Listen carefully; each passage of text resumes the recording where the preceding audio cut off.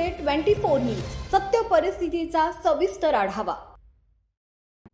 शेवगाव येथील महात्मा फुले भाजी मंडईमधील व्यावसायिक गाळेधारकांना विविध समस्यांना सामोरं जावं लागत असल्याचं समोर आलंय।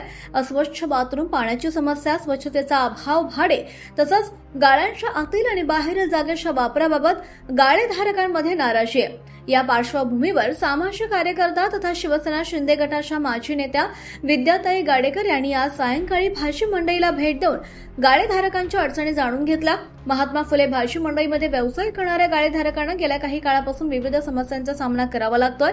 मंडईतील बाथरूमची अस्वच्छता, पाण्याची सुविधा, स्वच्छतेचा अभाव आणि गाळ्यांच्या भाड्याचा प्रश्न यामुळे व्यावसायिक त्रस्त आहेत।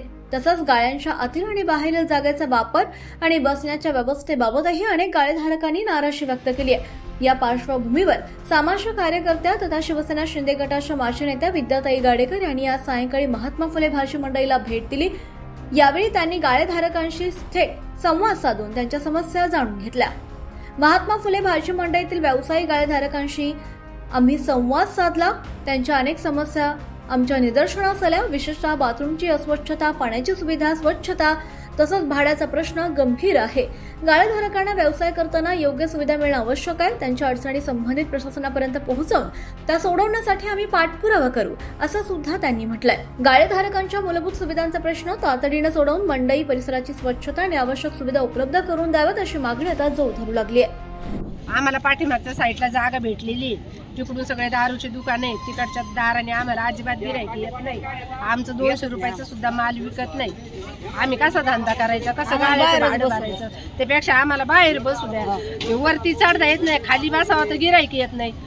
मॅडमनी बोली केली होती का शेतकरी येतील 10 वाजेपर्यंत बसतील, ते जातील। शेतकरी आता संध्याकाळी 7 वाजेपर्यंत बसायला लागला।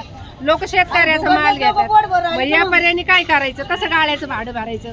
बरं बसायचं तर बसायची, जर खाताडे पेताडे दारुड्या लोकांना बिबूत आलाय। संडाची सोय नाही, बाथरूमची सोय नाही, तिथं त्या संडास बाथरूमला पाणी नाही, लाईट नाही, कुणी धुत नाही, कुणी झाडीत नाही, नुसत्याच पावत्या द्या, पैसे भरा, असं करा तसं करा। एकतर आम्हाला बाहेर बसू द्या, आम्हाला तुमचे गाळे नको आणि आम्ही पैसे भरीत नाही। आम्ही आमचं बाहेर बसू, माल विकू, पोटाला 2 घास खाऊ। काय माझी ऐपत नाही, माझ्यामध्ये मी करून खाते, मला नाही पोरग पुरी येतात त्यांच्या घरी मी एकटीच करून खाते। ही भाजी विकून मी आपली पोट भरीते आणि गाळा कशाचा घ्यावा मी?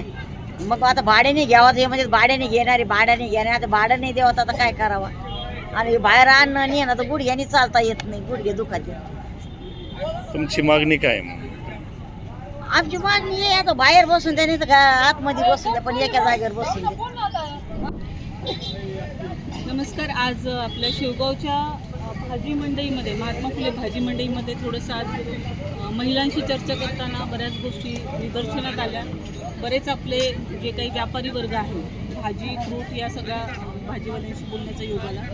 तर सगळ्यात महत्त्वाची जी लिलाव पद्धतीने गाळ्या आतमध्ये देण्याची जी सोय आपण केलेली आहे नगर परिषदेने, त्या लिलाव पद्धतीने कुणाला कमी कुणाला जास्त अशा पद्धतीने वाटप त्यांच्या वाट्याला आलेलं आहे आणि त्या पद्धतीने त्यांना ते हप्ते भरण्याचा बोजा त्यांच्यावरती आहे। मात्र आतमध्ये गेल्यानंतर, मी आतमधले पण व्हिडिओ दाखवते, आतमध्ये गेल्यानंतर आपल्याला असं दिसतं फ्रंटला जे गाळ्या आहेत त्यांचा धंदा होतो, पण अगदी जे एंडला गाळ्या आहेत त्या एंडच्या गाळ्यावाल्यांना, ते छोटे छोटे जे महिला वर्ग आहेत यांना तो व्यवसाय 200 रुपये सुद्धा होत। मंडईच्या आवारामध्ये त्यांना 4 वाजता पुन्हा सगळी भाजी बाहेर आणावी लागते, पुन्हा आत जावं लागते। म्हणजे अशा पद्धतीने त्यांना त्यांचं भाजी विकण्याची जी गैरसोय होते किंवा जे भाड्याचं त्याचं डिसमॅनेजमेंट झालेलं आहे। आता तुम्ही आतमध्ये गेल्यानंतर पाहाल बरेचसे रॅकेट्स असे बाहेर ठेवलेले आहेत, कॅरेट बाहेर ठेवलेले आहेत आणि त्याच्यामध्ये आतमध्ये जायला जेव्हा ग्राहक वर्ग येतो तेव्हा फक्त पाऊलवर छोटीशी राहते, एकच माणूस आतमध्ये जाऊ शकतो। या पद्धतीने जेव्हा व्यापारपेठ किंवा भाजी मंडई ही रोजच्या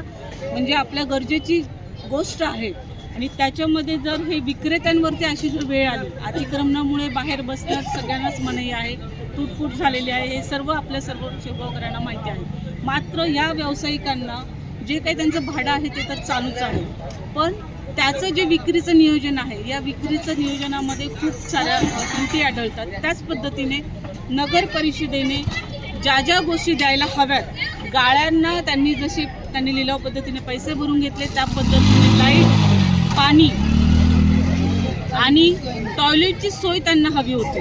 आता तुम्हाला प्रत्यक्षदर्शी मी टॉयलेटचं स्वतः सर्वेक्षण केलंय. तिथे पाण्याची टाकी नाही, तिथे पाणी नाही. म्हणजे इथे महिला दिवसभर इथे बसणार, महिला किंवा पुरुष किंवा ग्राहक वर्ग, त्यांना स्वच्छ टॉयलेट, त्याच्यात पाणी, लाईट या सुविधा बेसिक आहेत. मात्र नगर परिषद जर सगळ्या पावत्या घेत असेल, सगळे भाडे घेत असेल, तर साधं बाथरूम या महिलांना अवेलेबल नाही. ही सगळ्यात मोठी शोकांतिका आहे. त्याच पद्धतीने मागच्या दरवाजाला एक 2-3 दारूची दुकान आहेत, त्याच्यामुळे तो दरवाजा कायम तिथे बंद ठेवावा लागतो. मग एका दरवाजाने जेव्हा एंट्री ग्राहकाची होती तर त्या एंट्रीलाच फक्त धंदा होतो, मागच्या एंडला धंदा होत नाही. या सगळ्या गोष्टी लक्षात घेऊन नगर परिषदेने ज्या पद्धतीने तुम्ही भाडे घेता त्या पद्धतीने तुम्ही या लोकांना धंदा करण्यासाठी ज्या काही सुखसुविधा आहेत, ज्या सुविधा बेसिक आहेत, लाईट, पाणी आणि टॉयलेट, ह्या त्यांच्या क्रायटेरियामध्ये बसतात, त्याचं हे भाडं घेतात. या लवकरात लवकर पूर्तता करावी, नाहीतर हे सर्व भाजी मंडईवाले त्यांना बाहेर बसण्याची परमिशन द्यावी.